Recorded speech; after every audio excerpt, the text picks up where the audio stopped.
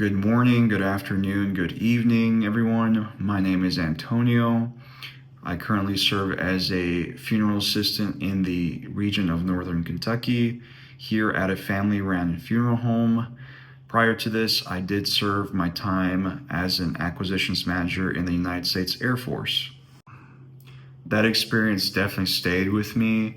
Now, with a funeral home of 6 full timers and 3 part timers, I can truly see how important it is to support a family during their loss.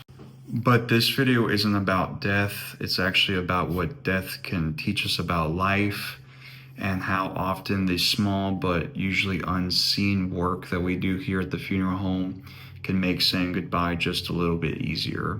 So with that being said, I'm going to share with you what this job is really like, what the realities of this industry are, and what I learned about people, grief, and surprisingly, the position itself. So let's get into it. My day does start with the details.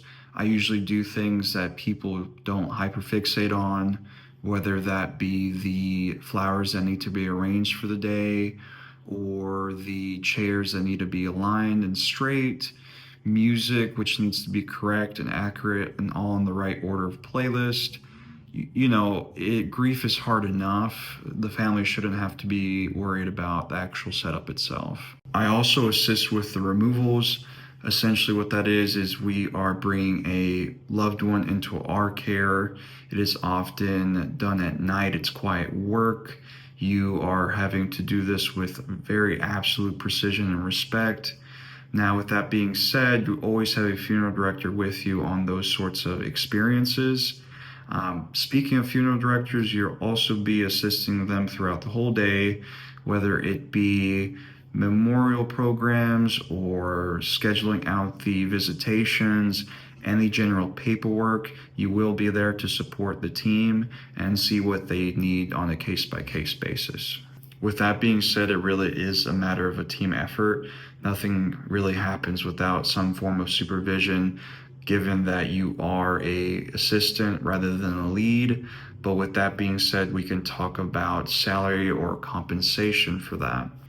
In terms of the actual pay, it really drastically changes here in the region of Northern Kentucky.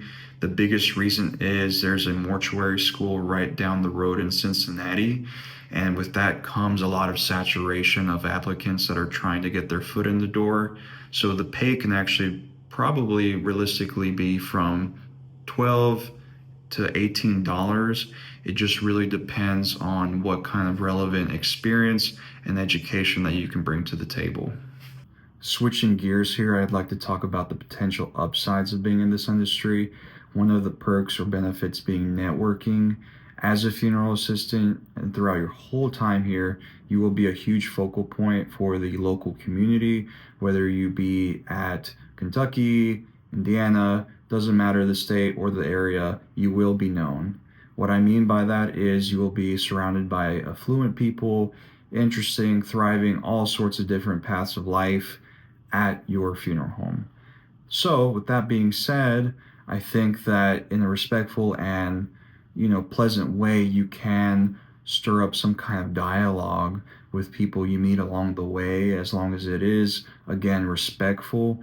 People will treat you right and see that you caring for their loved ones like that really means a lot to them. So that being a huge benefit to you, both in the community and probably outside, depending on the kind of contacts that person does have. Another benefit here at the funeral home is that you can create very strong friendships. I know that I've spent hours upon hours here alongside all my coworkers, all individually or all collectively. I have gotten the time to know all of them and actually bond with them. Now, with that being said, some of you might clash with your personalities. It's just a matter of creating those boundaries and setting forth your rules and regulations that pertain to you. But really, at the end of the day, you are a team, and workplace incivility really doesn't work in this kind of stress-induced environment, especially during peak times. Now, I will also say there are very low or dips in this business. So like I said earlier, even, you really have to go out of your way to understand that your coworkers will be face to face with you for very extended periods of time, and how you'll take that is completely up to you. But I think it's more of a mental obstacle you'll have to face, or you run with it with open arms. It's just a matter of who you are as a person. But for me personally, I think that is a very extremely good benefit to have here. Now I'd like to take some time to explain a couple of the disadvantages within this industry. One of the main ones being that death is real, death is raw. It's not as glamorous or as easygoing as it might be within games or movies, or maybe what friends tell you. It's not that at all. You can't really put it into words. Even at that point, seeing it in real life, it's very hard to describe. You really have to go out of your way to understand that death is not something you can truly prepare for, at least not in my opinion. You're going to be dealing with a lot of it as well, something that usually the average human probably only sees a few times in their life. You're gonna be seeing it pretty frequently, if not every day. I know I've had instances in which we had to actually bury babies, children, infants. There's been motorcycle accidents. Spouses of 50 years have had to say goodbye to each other. It's really rough. And if you don't have the tolerance for it, or if you can't build one, it's really hard to stay within this industry. Another disadvantage I'd like to discuss are the hours that are demanded from you in this industry. Death cannot occur at any point in time. It doesn't matter the day or night.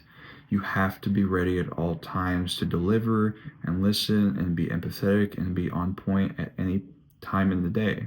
So with that being said, you might get a call that tells you, hey, it'll be an hour away. You've got half an hour to get ready, get going, meet with the family, do the removal, sign the paperwork, and oh, by the way, it's 4 in the morning. So with that being said, you really have to be at your best at all times and really just mentally prepare at all points throughout the day. You do get acclimated to that sense of urgency, but it goes without saying you should be ready at all times. Now, the next item on my list can either be labeled as a disadvantage or an advantage depending on your cup of tea. It really depends on how you react and prepare. But ultimately, what I'm getting at is this is a very face forward position. There's tons of times where you'll be surrounded by strangers. I know that I'm always here, at any point in the day. Someone could approach me and just ask me a question related to funeral services, or potentially price sheet questions, which I cannot legally answer as a non-licensed funeral person or staff member.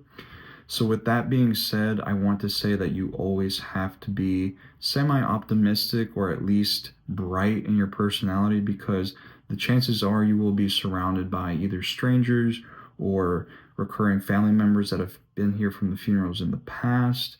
At any point in the day, you really have to just make sure you practice integrity and always have a fresh face on. Now, in closing, I'd like to mention a couple of things that I've learned here at the funeral home as a funeral assistant. And those two things being that life is short. It might be cliche, but it does apply here. It's very hard to hear someone for the first time saying that they wish they had more time with their person, or that they wish they would have taken that last trip. It's a lot more sympathy and empathy being applied here once you hear it from someone in a very real and raw and emotional experience. And two, being that stories do matter. I used to take storytelling for granted. I really didn't know how much it meant to certain people. And now, hearing all these sorts of stories from all sorts of different walks of life, I've learned to really appreciate the kind words and the very strong feelings that people do have for one another. So that's my journey from the Air Force to the funeral home. It's not a glamorous job, but it is a meaningful one, and it's taught me more about life than I've ever expected to know. If you found this video helpful or insightful, or made you think of loved ones or even your own life, please leave your thoughts here. I'd love to hear your own stories. I am here for you as well if you have any questions or concerns. I'd really greatly appreciate you leaving a comment or any sort of like to help me out here. Please subscribe as well to see further content. I'll see you on the next one.